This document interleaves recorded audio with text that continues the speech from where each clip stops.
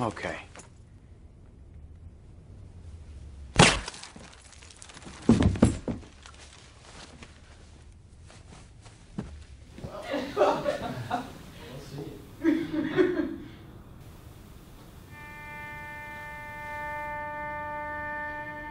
Wow, that movie was crazy. Yeah, it really was. It seemed a little long and drawn out compared to Infernal Affairs, though. I think I like the Hong Kong version better, but it's so cool to see how Hong Kong cinema has started to influence Western films. Really? What do you mean? You know how most of Hong Kong's film history has had influences from Western ideals? Just look at A Better Tomorrow. Oh yeah, that movie was kind of weird. I thought it seemed really melodramatic. But while we're at it, let's not forget Kung Fu Hustle. That movie was really just a mashup of a bunch of different references to film. You could really tell Stephen Chow wanted to make a big deal out of the homages to Western films. I'm pretty sure that he talked a lot about how he grew up with the film from the West. If you look at his works now, you can tell that Chow and other directors are starting to create films that spread outside of an Asian context. Yeah, that sounds like a representation of transnational film. Hong Kong cinema is transnational in the fact that it is a product of global collaboration on an economic and aesthetic level. Oh, what do you mean? Can you explain why you think this? Well, cinema is not just something that you watch on screen. It's the process of producing, filming, editing, and distributing films through economic, social, and political perspectives. So when it comes to Hong Kong cinema, you can really see how all these aspects come into play when creating films on a local and global level. Oh. That's like with Kung Fu Hustle. Hollywood funded and worked with Chow through the production phase of the film. Now that I think about it, Kung Fu has really had a large hand in transforming parts of action films. A lot of films in Hollywood, they focus on fighting and showing more real action. For example, that French film, The Transporter, really feels a lot like Kung Fu film. I love that movie. Watching Jason Statham kick ass is really cool.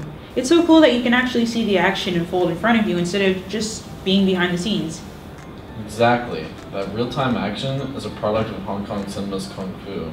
Hong Kong really started a new style of action film. They took a really specialized approach on making sure all the action is shown. Bruce Lee, Jackie Chan films are both great examples of that. Yeah, I love watching the blooper reels with Jackie Chan movies. There's something really satisfying about knowing that everything you watch was really done. It isn't something made up. Wait, so you're trying to say that Hong Kong has like its own brand of cinema that's like outside of just Chinese-speaking audiences? Yeah, you can definitely see how Hong Kong films, especially Kung Fu, has a strong influence on Western films even today.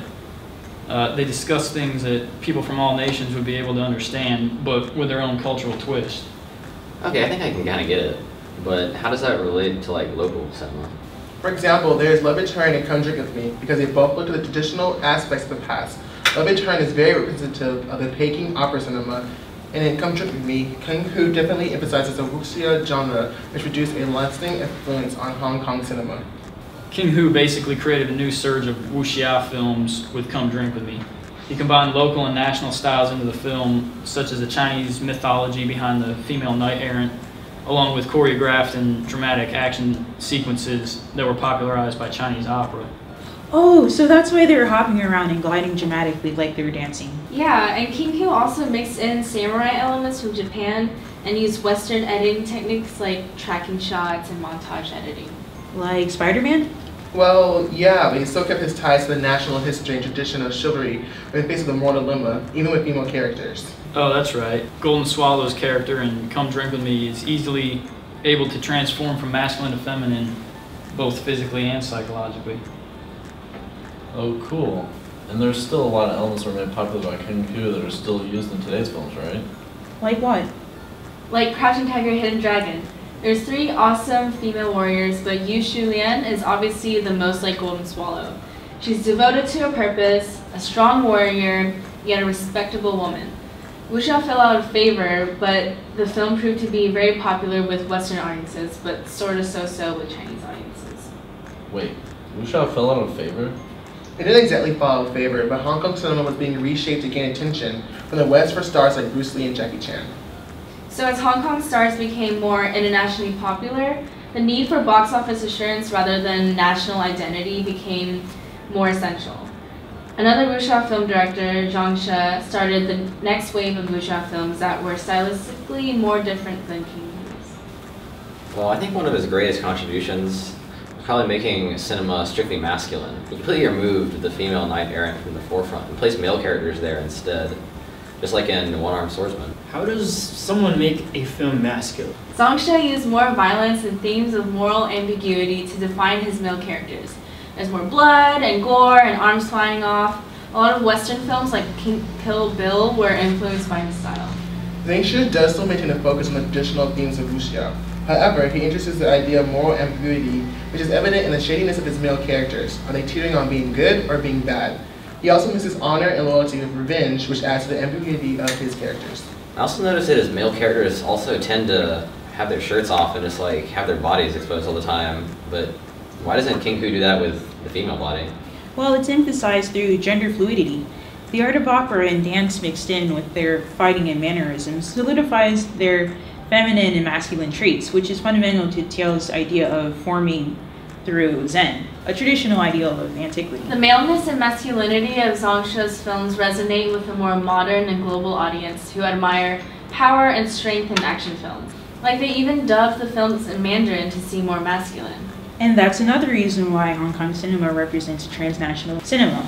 It's because of its diversity in using a range of languages. Yeah, in Wangkor Wise 2046, Cantonese, Japanese, and Mandarin are all used. How did it come to be that all these languages are spoken in Hong Kong cinema? Well, on the Shaw Brothers website, it said that their first film to use new technology imported from the West, I think it's called the talkies, to incorporate sound and audio is the Cantonese musical called Normal Dragon. Yeah, and each movie that the Shaw Brothers created was then given an audio track for each region, like Singapore, Hong Kong, and Malaysia to view. Most films were in Cantonese because of Hong Kong migrated from Canton, the southern region of China. That was where the Shaw Brothers company was located. As for creating local films, the Shaw Brothers realized after the success of Layla Majum, local productions could cater to the needs of a growing cinema chain in Malaysia and Indonesia. By producing locally, the Shaws hope not only to profit financially, but also to control all aspects of their film business, or as that same Shaw Brothers website says. Oh, that must have been how Hong Kong films spread so well and started to work with other countries. It seems like it had a hand in jump-starting Hong Kong as a form of transnational cinema. Yeah, definitely. And the Cultural Revolution in China during the 60s, that led to political dissent and a demand for more violence, so masculine films grew. Well, according to Desser, Zhang Shi gained influence through his Yangon films. He changed the language from Cantonese to Mandarin because he felt that the films at present just weren't manly enough, and that actresses just dominated all male and female roles in popular Hong Kong films. Yeah, and according to the Cinema of Hong Kong History, Arts and Dignity by Fo-Shik Fu and David Desser, he says that Mandarin use was driven by business concerns of overseas markets, making it good for competition in the local and global industries because a large part of Chinese-speaking community spoke Mandarin. Over time, as described in Hong Kong as a dialect cinema, Hong Kong movies were made in many different dialects, including Cantonese and Putonghua, to service the audience across regions within Asia and across the globe. In some of the more recent films, like Infernal Affairs, I noticed that there were some English words that were spoken. Why is that? English is actually one of Hong Kong's official languages. It's a language spoken around the world. It makes sense that it would pop up in popular films.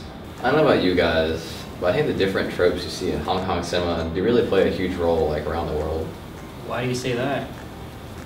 Well, first off, there are a lot of tropes come into play, like moral ambiguity, for example. Moral and what? Do you even know what that word means? Nope. Moral ambiguities means that there is no clear right or wrong. So in the case of Infernal Affairs, a good example is when it would be right or wrong to kill. So, I still don't get it.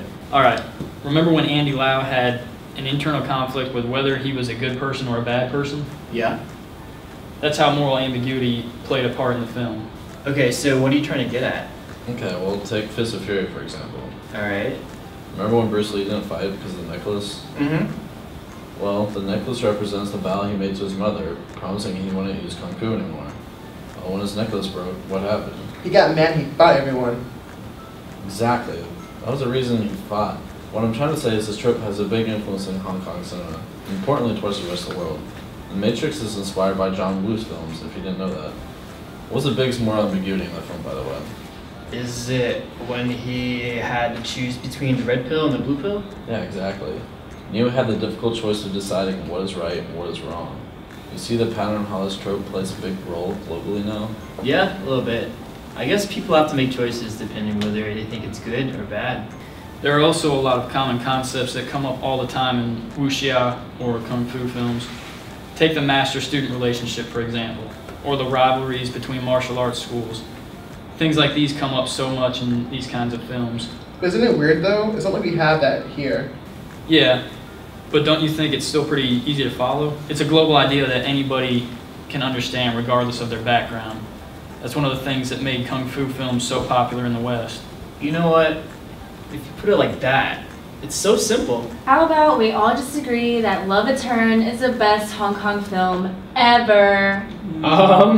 Your Love Eternal, whatever nonsense is nothing compared to Drunken Master. Duh, they're two different types. No, I'm saying Drunken Master is a lot better than Love Eternal. You peaking opera cinema lovers? What?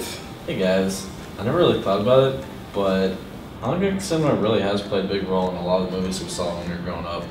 Also the movies that are coming out today. Wow, you're right.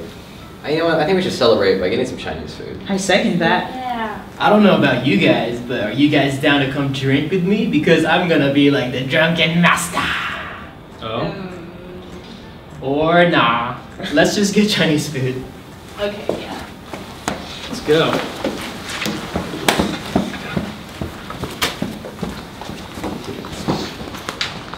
Hiya! Hiya! Ha! What are you doing? Nothing. Chinese food? Alright, sounds good. Oh, Chinese food!